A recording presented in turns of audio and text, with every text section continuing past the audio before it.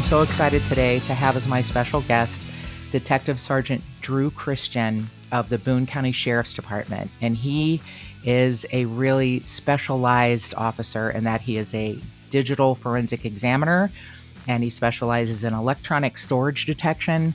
He's a canine handler, and his partner is Mozart, who might be the cutest thing I've ever seen. I just got a picture from Drew of Mozart on his big orthopedic bed, resting his little head on the pillow part. One of the things about Drew that I find so fascinating is he is also part of the U.S. Secret Service Cincinnati field office. And I found out about him because of the people who adore him, Tip-Sters Cassidy and our friend of the podcast, Detective Coy Cox. I mentioned Drew to Coy mentioned Drew to me and said, you really should talk to this guy.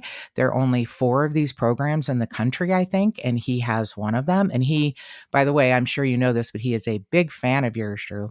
And so is Cassidy. I mean, she's like, you need to talk to my brother-in-law. And everybody says, you need to talk to my cousin twice removed. And I'm like, yeah, sure. And then she says, he's a canine handler. And I'm like, oh. So that got my interest, and here you are. So welcome to the podcast, Drew Christian. Absolutely. Thank you for having me. I'm really looking forward to it. It is my joy. So I want to just, before we get into the magic of Mozart and your program, I want to know a few things about how you got into this. How long have you been in law enforcement?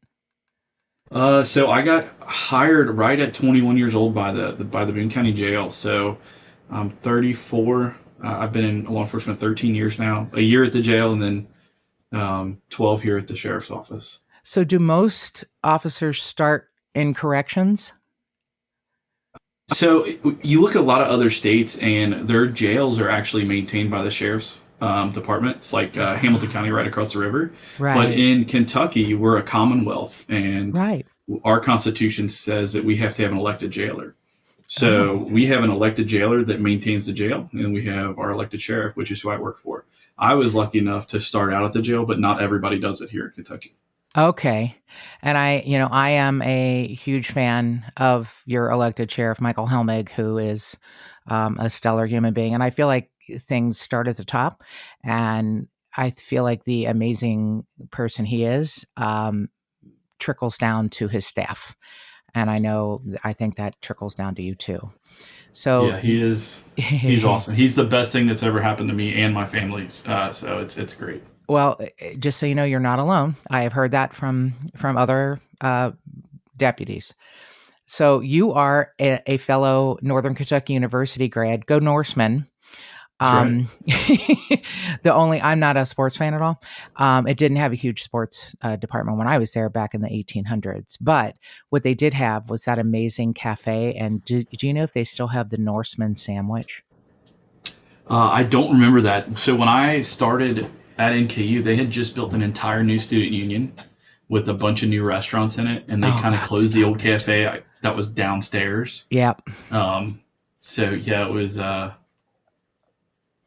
Yeah, I don't think the Norseman was there. I think I would have remembered something like that.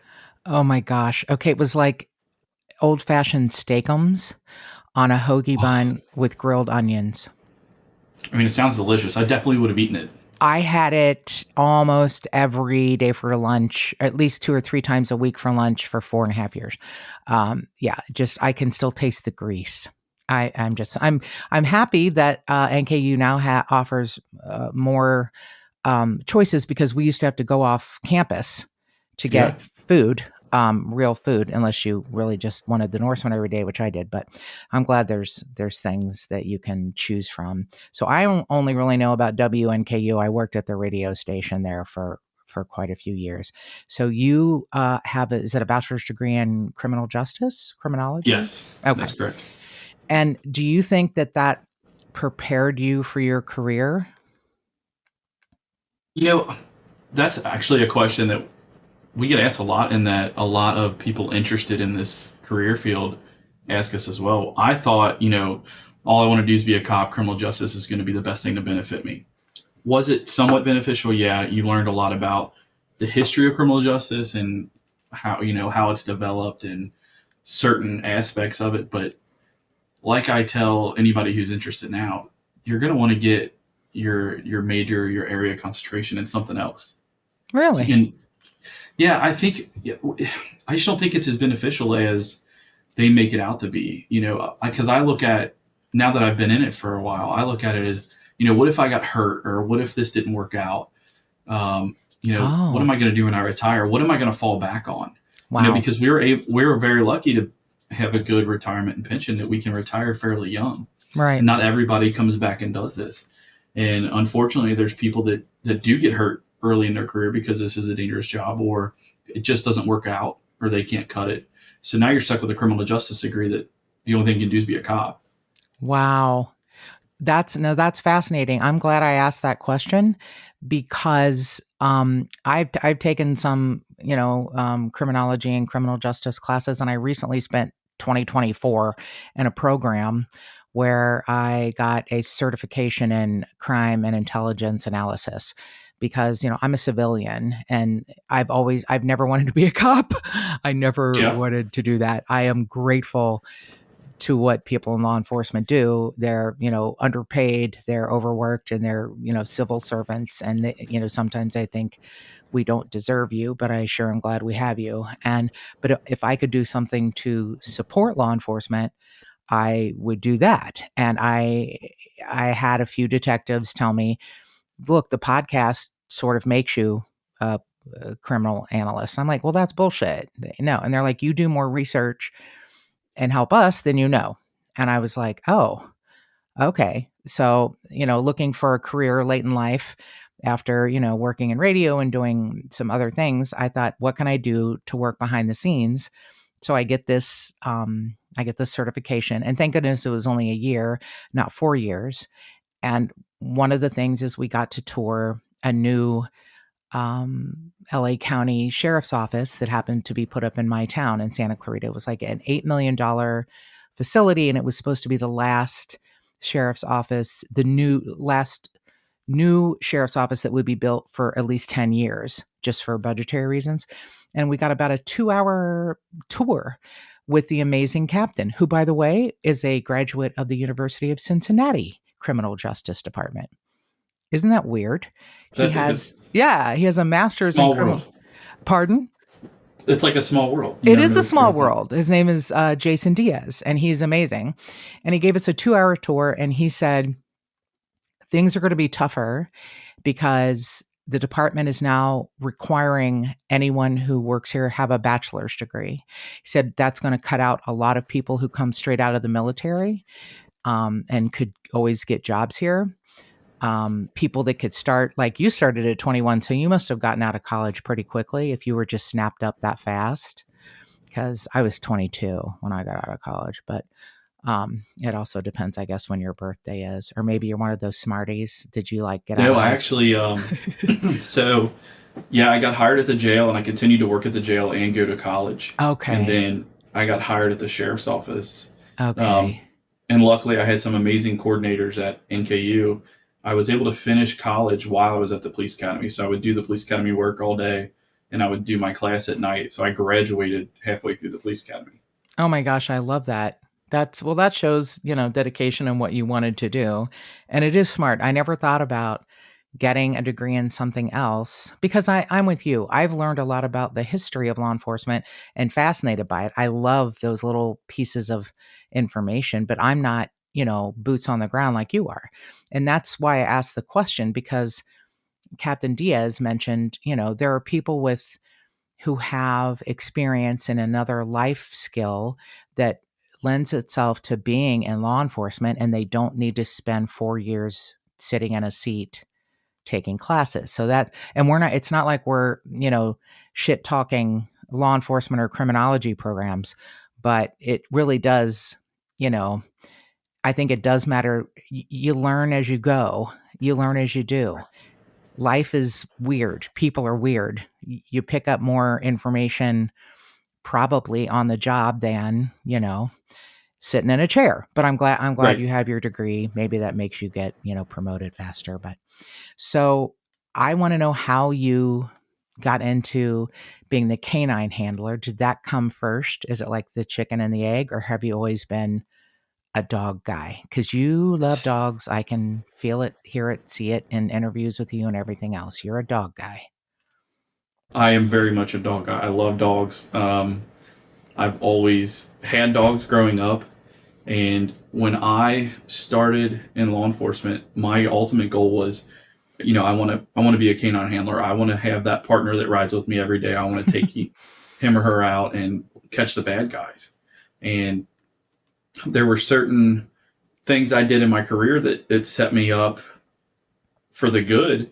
And I was able to, become a trainer early. I was able to do a lot of things with, going to a traffic division. And ultimately, I promoted fairly quickly. I think I was only on about 6 or 7 years when I promoted. And, at that time, it was kind of like, hey, do you want to continue down this canine handler path or do you want to get promoted? And I took the promotion route just because I thought that was going to be best for me and my family in the long run. And it has worked out. So, transitioning forward, I'm like, I missed out on that. Unfortunately, I didn't get to have that pointy-eared, crazy bite dog in the back seat. And I come over here to the electronic crimes unit, and I go to a kind of a conference training where I see these dogs that are doing electronic storage detection, and I'm like, what is this? So I start looking into it. I come back to the agency. I go to my major, who's always been supportive of everything that we do in electronic crimes. I go to him. I said, hey, his name's Major Aaron Milson.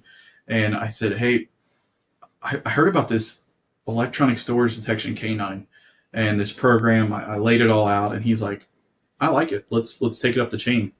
So we took it from there. We took it to Major Gary Peace, who was super supportive of it, the colonel, the sheriff, and it was a done deal. So got the dog, and now I can finally say that I've been able to do that canine handler I always wanted to do. It's just in a different aspect. I'm still, I checked all my boxes. I'm a canine handler, but now I got a sweet little floppy-eared guy sitting here next to me, all day long. Yeah, Mozart is pretty beautiful, and I want to get into him in a moment, but I want to explain when Coy mentioned you, and he says, you know, we were having lunch, and he said, he trains dogs to find digital items. I'm like, well, how the fuck's he do that? How do you train? Mm-hmm. That's the most ridiculous thing I've ever. I thought he was like lying to me or like, just pumping up your resume. But it's more fascinating than I can imagine. And I'm trying to figure out, and I've talked about you for a couple of weeks. I don't know if your ears are burning, but I've had people smarter than me in electronic and digital items say, I wonder if there is a sound or a scent that is emitted from electronic or digital items that dogs pick up. So is that, Yeah, am I on yeah, you're the, kind of on the right path there. And I okay. actually remind me to circle back. I have a pretty funny story about people not believing that this actually works too. Awesome. So, um, yeah, so this is actually, it's still so new of a discipline when it comes to canine handling. But the guy that kind of started it, and this is my understanding, his name is Todd Jordan. He owns Jordan Detection Canine out of Indiana. Um, One of the legitimately nicest and best guys I've ever met in my life. Just an amazing person, and he's so passionate about what he does. I've But seen he, videos with him and training. I thought it was Texas, not Indiana, but thank you for telling me about him because I urge people who are interested to look up. You can find videos of him training on YouTube, and it's fascinating. So I didn't mean to interrupt. Go ahead. no, you're absolutely, yeah. It's fascinating. We could talk about Todd all day, but the things that he started out, in his career, he was a firefighter. He did arson detection with dogs, so he had that background. And one day, I think somebody asked him, like, "Hey, do you think you could train a dog to find computer chips or hard drives?" And I guess he was like, "Yeah, I think I can." So, long story short, whatever had to happen happened, and he started training these dogs. And what they alert to is a substance called triphenylphosphine oxide.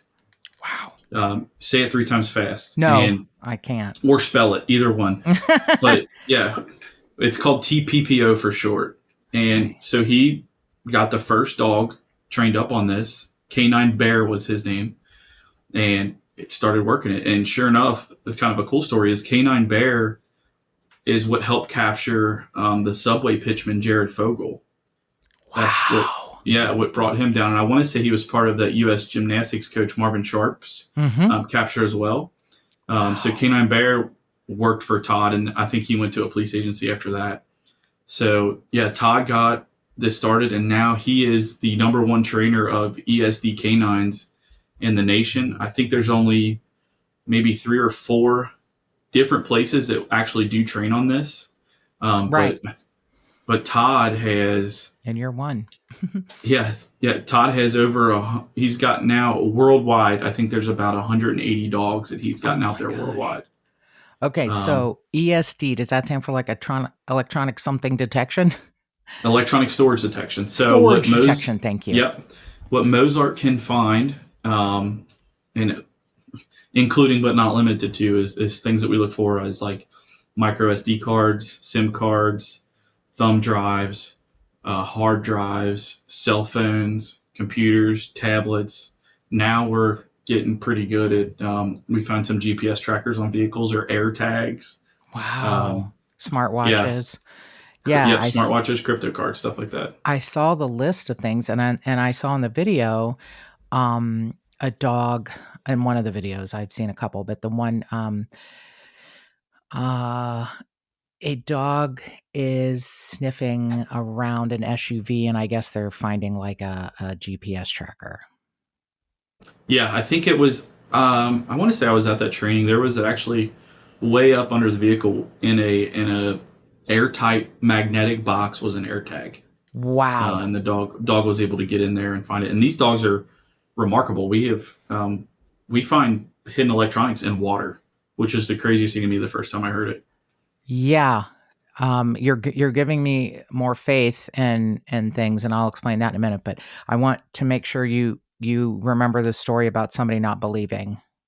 Yeah, so me and Mozart just went to a canine conference here in Williamstown at the Ark Encounter, if you're familiar with that. No. And it's so Answers in Genesis. They have the Creation Museum and they got the Ark Oh, Encounter. ARC. Sorry, ARC. Yep. I thought it was 3 initials for uh, an organization, not the ARC, the big ARC. I gotcha. No, Yeah, I am that familiar with that. big boat. Yeah. Um, Okay, smartass. I so got it. uh, they uh, there was 47 canines there in different disciplines. There was bed bug, there was mold detection, arson detection, all these. But Mo was there for electronics. And I show up, and it's a group of master trainers from across the United States that volunteer their time to come and help us be better. And the 2 master trainers I have both have about 25 years of experience on and have worked 5 or 6 dogs. I gave them all of my training aids, so I keep a container that I take with me, and it's got a couple air tags, a couple thumb drives, a bunch of SIM cards in it, Wow. and so on. And I gave it to him, and he looked at it, and he's like, "What is this?" I said, "Well, I need you to hide that over the next few days." So they hid it that day, and Mozart. They don't tell me where it is or anything. Mozart goes in and finds all these items. I Wow. did. And the last day I didn't know this, and the last day they were kind of giving out some awards, and they're like, "We have a story to tell." And the master trainers got up there and they said, this discipline's fairly new. We're familiar with it, but we didn't truly believe that this was happening. We thought Mozart was finding Drew's scent, his human scent. We didn't Ah. believe that he was doing that. So what they did that night is they went home and he literally went through his house and found all the old phones, all the hard drives, all the thumb drives he could find, ones that he still used, have his family pictures on it. And for the next 2 days, he brought them in and he hid all of those items, didn't even hide the ones I gave him. And Mozart found all of them each day too. And Wow. he's like, I just didn't believe that he was finding these. I thought he was hitting on your scent. And Right. he's like, but I'm sold now. You got me. This is a guy who trains dogs to find other things, but didn't believe your dog could find your stuff. Yeah, he's like, he goes, this is just this micro SD card. How's this dog finding it? He's got to be Right. smelling Drew's scent, or he had it soaking in Right. food or something. He's like, I got to test it out. So he went home and he got everything he His could find, own. and Hmm. yeah, his own items. It was kind of a funny story that made That's me no, feel good. that's yeah, of course it'd have to make you feel great.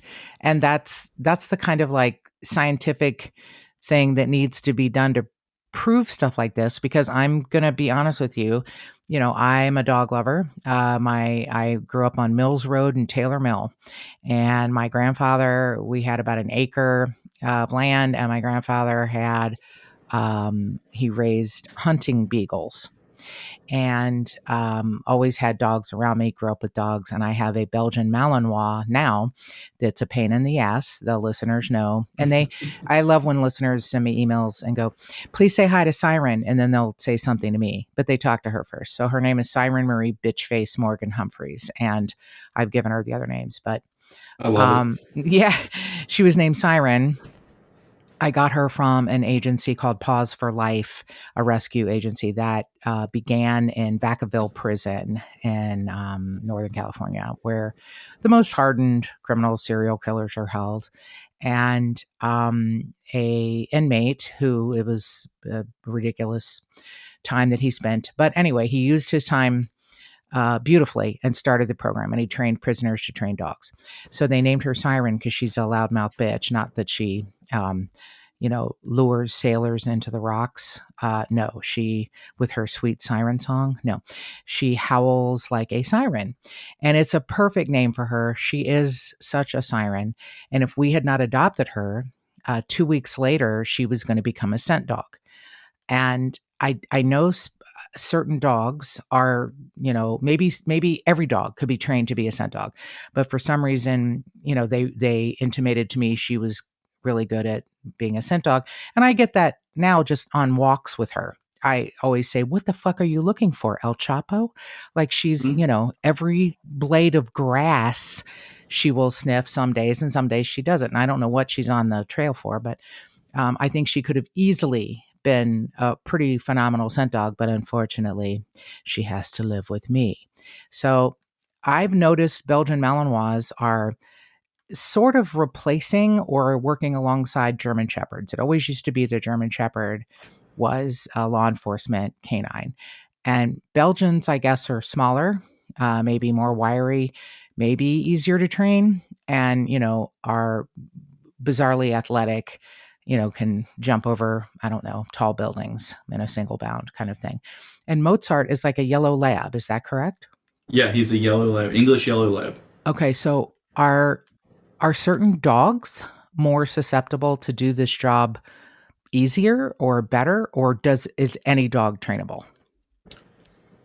You know, I think I don't think any dog is trainable. You got to have the right mindset. And we've had dogs, and I know Todd has probably had dogs that couldn't cut it. And just how Todd gets most of these dogs is they come from an organization called Paws with a Cause, that they're originally trained to be some kind of therapy or Hmm.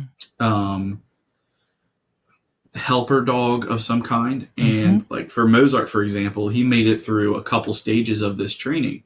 So he has a lot of good obedience with him already. He was a little bit too excited to be that dog you take into a restaurant with you and won't try to eat your food or stay under the table. Right. So, he kind of failed out of that program. And Todd has a good relationship with them, and he'll go and he'll get their failure dogs, which already have very good training and very good obedience from their puppy raisers and from the program, and then helps them, gets them onto this scent. And so not only is Mozart really good at smelling things, but since he has that kind of therapy obedience side of it, when we do get kids that are victims or children that are having bad days or in a bad situation, Mozart is all over those kids. He snuggles them and licks Oh. them and hangs out with them while we do what we need to do.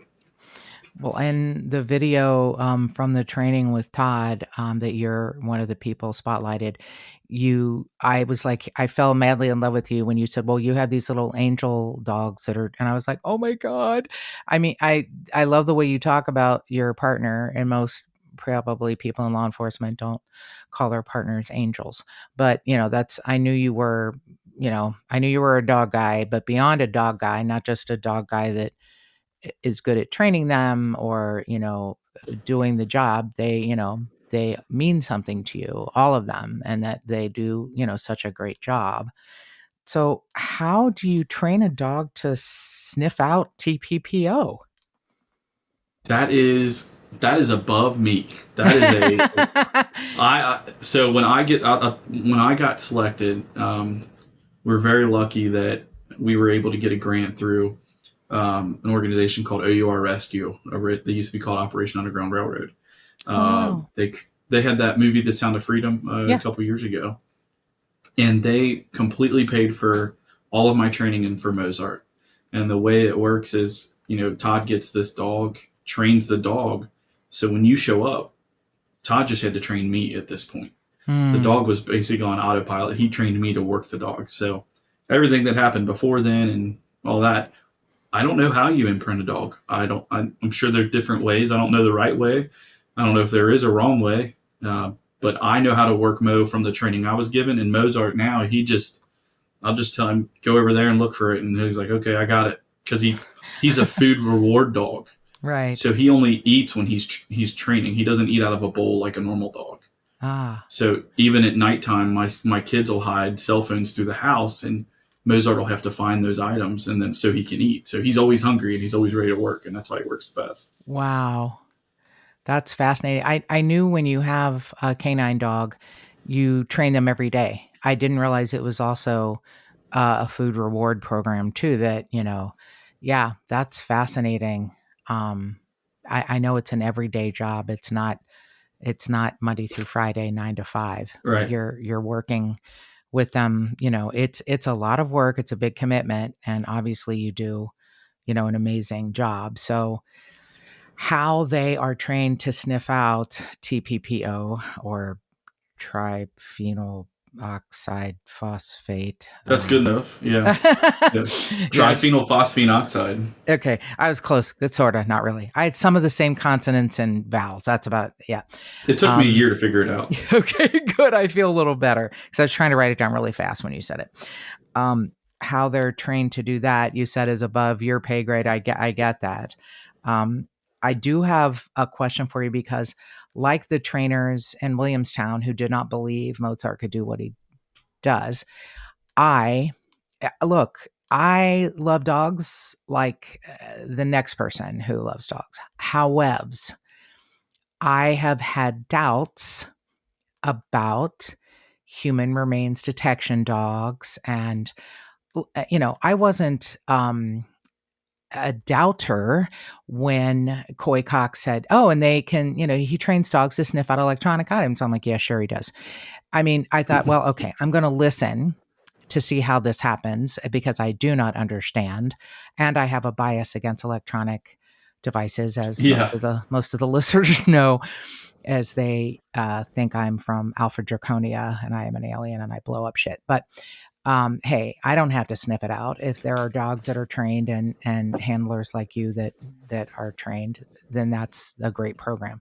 What and this is just your opinion. You don't have to tell me facts and figures. I'm not expecting that unless you have them and you want to. What's your opinion of human remains detection dogs? Yeah, those are probably the dogs that I've been the least impressed by. Okay. I, you know, when it comes to narcotics or even tracking a person, electronics, those dogs are usually like pretty spot on, or at least from what I've seen. But those human remain dogs, the cadaver dogs, I just I've had a situation where the cadaver dog was like dead set that this was where it was, the human remains were, blah blah. They dig it up, it's a septic tank, so like Right. I mean, was it probably in odor? Yeah, but I just don't. And I know there's a lot of people out there too that do crime scene stuff and do forensics, and they're not 100% sold on that either. At the same Okay. time, I've seen them find remains and I've seen it work, Yeah. but it's kind of I don't I don't know. I think it's probably one of the hardest ones too to do Right. because your human sense everywhere, and that's what that dog's kind of looking for. Right. So that's a very fair answer, and that is, in your experience, that's a very fair answer. I know a few people who have I know more than a few who have done great work. I also and I'm not a gambler. I don't go to Vegas, but I think if we're I mean, I do go to Vegas. I just don't gamble because I don't know how. I think if we're kind of talking about the odds, um, Mozart's odds of finding something are going to be a much higher number than somebody who is trying hard to find a scent. I've seen when you mentioned finding a micro SD card in water, I've seen human remains detection dogs in lakes and ponds, you know, and it seems to me like a literal crapshoot. And you've dispelled a couple of things for me, which is helpful.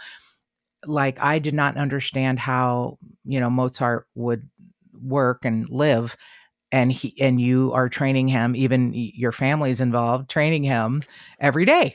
Here's Yes. how you're going to get food.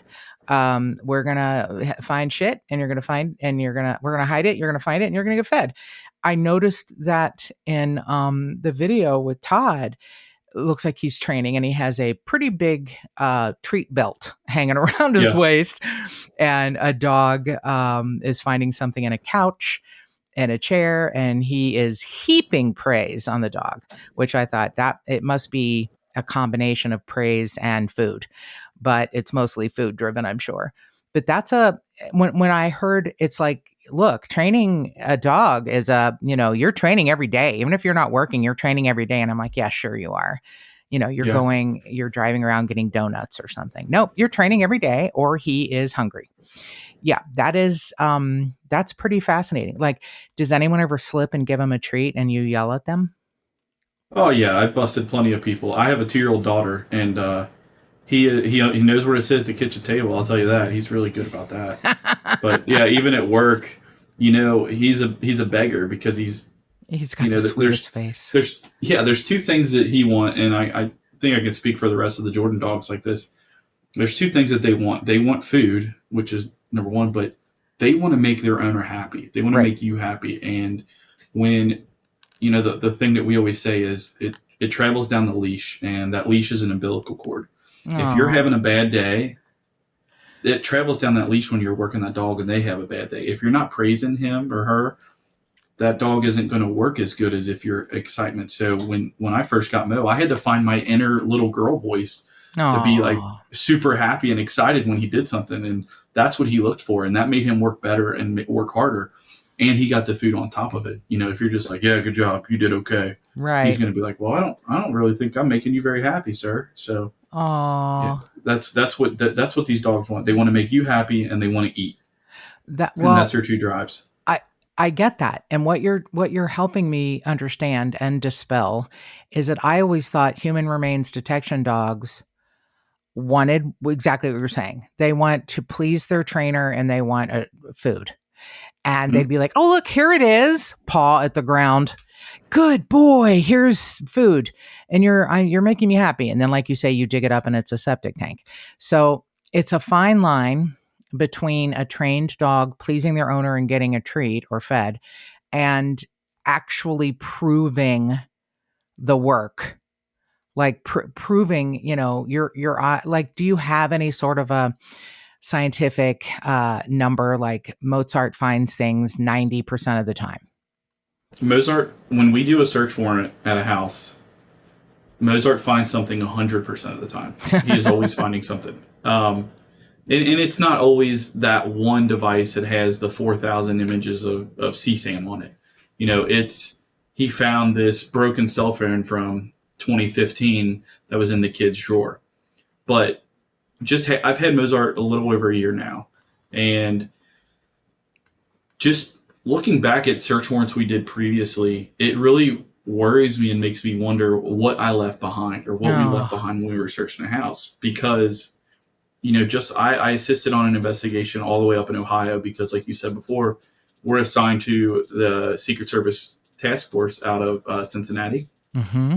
So we're up in Ohio doing a search, and They manually searched it. I manually searched it, and then I took Mozart in, and everywhere we looked was good except one spot, and he kept showing interest on. And sure enough, there was actually a hidden thumb drive in there that three people missed. So Wow. and it had the evidence on it that we needed. So just Right. looking at that is, there was three people that searched this one location and we all missed it. But Mo told us there was something in there, so we started taking it apart at that point, and sure enough, we found the stuff in there. So it makes you wonder what else did we, what have we missed in the past, and Well, you know, look, it, three trained humans missed something, and a yeah, beautifully trained dog, when given the opportunity and showed interest, and you found it. So you two are an amazing team together. That's, he does a lot of work and you do a lot of work, and he doesn't have opposable thumbs. So you two are if he did, great. I'd be out of a job. You two are a great team, and that's, one of the things I love. And you saying, I'm not even going to listen to you say, it makes me wonder about the things that I missed, because we do better when we know better. And you can't go, I mean, you can go back. That's one of the things I love about cold cases, is that you can go back, but it's harder to go back. And I think if you missed something in the past, just know you're not going to miss something from now on. And Right. when you talk about, dogs being trained, for people who, molest children, it sounds like, child exploitation, it sounds like that's a lot of what the dogs and you are looking for. I mean, do you work almost exclusively with crimes against children, or are there other areas that you and Mozart are, working at too? Yeah, primarily it is for the crimes against children. So OUR, through their grant, their focus is ending human trafficking. And they really like to know that you're out there and you're being proactive. And sometimes when you get these tips or these investigations and you are stopping human trafficking, or like hands-on offenses that are actively happening, majority of the time, it's since we're on the Kentucky State Police Internet Crimes Against Children Task Force, we get tips from NCMEC, where somebody was downloading, uploading, or sharing CSAM, and that's where we'll go to the search warrant. So that is the child exploitation aspect of it. We Okay. do probably 85% of that. The other 15% is, hey, I think we have a hidden camera in this room, or I think there's a tracking device in my house, or a tracking device on my car. And that's probably the other 15% of what Mozart does is he'll search the cars. He'll go into buildings and look for a hidden camera that we have found some in like a bathroom, a women's restroom before, Right. uh, a hidden camera like that. So that's about 15% of what we do. I never want to uh kink shame, but obviously kids are off the table, but there was a chiropractor in my local area who had a, camera in the women's toilet. Wow. Yeah. Yeah. Here's somebody who's putting their hands on you, quote unquote, adjusting you, whatever. Hmm. A camera in the toilet. Not like a, Yeah, they're getting sick. They're getting better too at what they do. So that's another reason these dogs are great. And but for me, the I toilet. mean, the toilet, that's a lot. Like That's a that's different. dedication. Yeah. You could look at it that way, that Yeah. person is, yeah, very dedicated to their craft. Yeah, I mean, not like in a changing room, not like in the bathroom somewhere where you could, see women, primping in the mirror. In the toilet. I don't, yeah, I hope, yeah, I hope every one of those can, and it was found by a patient. I mean, Wow. seriously. Right. Now that's fascinating. Finding other electronic things like cameras and GPS, tracking devices on people that might feel like they're being followed or targeted or something. That's totally fascinating. So I know you being, a younger person who is, dedicated. What do you think the future of using dogs. I mean, if there's only 4 such programs in the country, like, and yet Todd's program has 180 across the world, and they're doing amazing and different things. What do you think the future is of a program like this? I think it's only going to get bigger and better. So one of the cool things that has recently happened too, and part of our training here is we get sent. We try to go at least once a year, but down to the National Computer Forensics Institute, which is ran by the Secret Service, Hmm. and I spent several weeks there, and they have now just adopted TOTS training. So they're doing a class for their agents or for people that are on the task force across the country that you come to the class for 2 weeks and you leave with a dog. So now the federal government is assisting and paying and assisting in combating this issue because they know how bad it is. The internet's only getting worse. And Right. the way that you can hide things from 20 years ago when a 1 terabyte hard drive was the size of a TV to now a 1 terabyte hard drive can fit in your pocket. So it's only Right. going to get smaller. So now the feds have finally said, hey, this is an issue. We're going to start doing this too. And you're going to see more dogs go out there and it's only going to get bigger and better. And our techniques are going to get more proficient. I mean, I know this is probably a weird question, but do you see any other animals that are as malleable or trainable as dogs that could be helpful in law enforcement? I mean, I don't, I don't think so. There's just something about a dog, man. It's just, There my is. grandma always says, dog backwards is God, and that's a Aw. reason. And she always says that's why dogs were given to us. Oh And my gosh, I love that. Thank you, Grandma. yeah, dogs are some of the best things ever. The dogs, not just my personal dog, they've helped me through some of the hardest times in my life and in my career. Just having that dog, and you see it throughout law enforcement. Right. Um, they're they ask a question: is that just a tool, or is that a family member? Or, you ask the agency: is this a tool, or is this an employee? And everybody says like these dogs are family, they're employees. That's not just a tool. Right. That's yeah. I think dogs are where it's at. I don't think you can train a cat to do this. I don't. Now we're And going to get letters from the cat lovers, but yeah, yeah, and one of the coolest things, the science, and I don't know how much you know about the science of how a dog smells. I And know a little, like a I mile. didn't know this.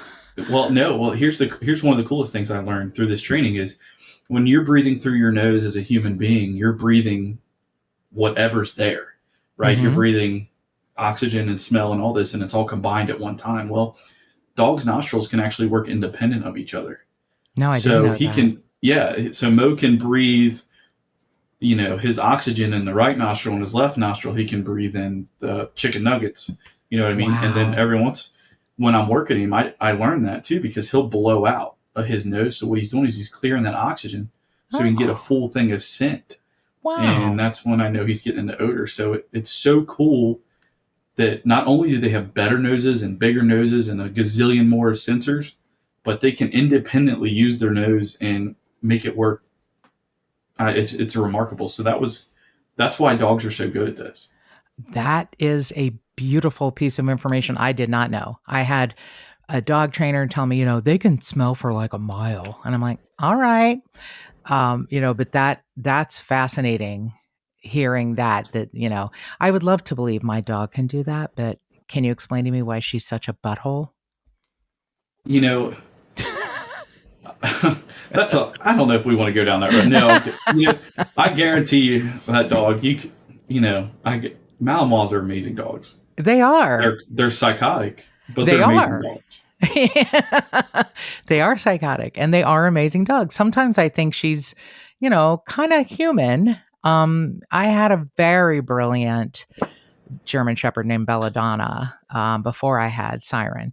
And I sort of had my heart set on another German Shepherd. And after Belladonna died, it took me 9 months to get another dog because I just kept crying because I missed her so much. And, we got Siren, and it always happens, in a weird way. We got her, and she is a giant pain in the ass. And I thought Belladonna was brilliant, and she really was a smart ass dog. She was amazing. I think Siren is smarter. She is definitely, crazy, much more high up on the crazy chart. But I feel like sometimes she understands, maybe not a complete sentence, but definitely, compound words and a couple of words together. And, a lot of times all I have to do is look at her and she'll sit down. Sometimes it's like snapping my finger and pointing, but she is, if you say go upstairs, because I have a 2-story house, she'll go upstairs. Maybe it's the tone, maybe it's the cadence. I've had dog trainers say, you can say anything you want to them if you say it nicely, like, you're so stupid, you're so dumb. But you say it like, when you said you had to find your inner girl voice, I was like, I wonder how much that would cost me to have him talk in his inner girl voice. I I could don't make know about that. I could make a little recording. Yeah. Yeah. So I think it's kind of beautiful that you felt you understood the assignment, that you had to find your inner joy and happiness and praise button to praise Mozart and feed him. And I love that he is so responsive and understands his assignment too. But yeah, I'd like to put Siren in a program of some sort, but I bet she'd fail. Not on purpose. She's nutter butter. Or maybe she's too smart and she's like, I don't want to do this. I like my life I got now. You know what? That might actually be true, because I have tried many different things to distract her and train her. And after about 5 minutes, she's like, fuck off. Yeah. She just sits down. I'm like, what? You love to be running and moving. And I try to find puzzly things for her. And you know what? Maybe she's too smart. She's probably smarter than me. That's why I think she's an a-hole. And she's probably like, this bitch. Look at this bitch. She's been playing you this whole time. Yeah, totally. I do believe that, but I do love her. And after Mark died, it was me and her. She was my companion. And I know she spent about a week looking around the house for him, waiting for him to come home from work, sniffing things. And I guess after a while, she's like, well, I guess he's not coming home. And it was just me and her. And she is, I know you said dogs have gotten you through some of the toughest times in your career and your life. And I get that. I understand that. I cannot imagine a more perfect person for this job than you. I mean, I think you're really spectacular, Drew. And I'm really excited that Coy told me about you and Cassidy. And I'm going to put the number for the Boone County Sheriff's Office on the show notes if anyone wants to, contact you about the program, if there's something they think, might be helpful, or even just to like talk to you about maybe how to get into it. Cause I think we both know a whole lot of, canine lovers. But is there anything else you wanted to talk about before I let you go back to your busy day? And thank you for taking all your time. I really appreciate it. I love talking about this. It's something I'm super passionate about with internet crimes against children, and this program is so good. So if I can help anybody get a dog like this, or get their electronic crimes unit started, or their ICAC unit started, I'm happy to help. And it truly, like you said before, it all starts from the top. I wouldn't be where I am today without Sheriff Helmig and the rest of the support staff up there. And now we're leading the front with this dog, and it's some amazing things. And absolutely, reach out, email, call, whatever, get a hold of me. I'll do what I can to help anyone and through this process to get this kind of dog and help out their agency. I know you will, and I am excited about the future for this. So I can't thank you enough, Detective Sergeant Drew Christian, for being here. And I also have another friend who's starting a podcast about dogs only, and she might just love to talk to you too. I'm going to be your marketing manager, and I'm going to have you booked on a bunch of interviews. I'm ready for it. I know you are. Thank you so much for being here today. I can't thank you enough, and more cowbell.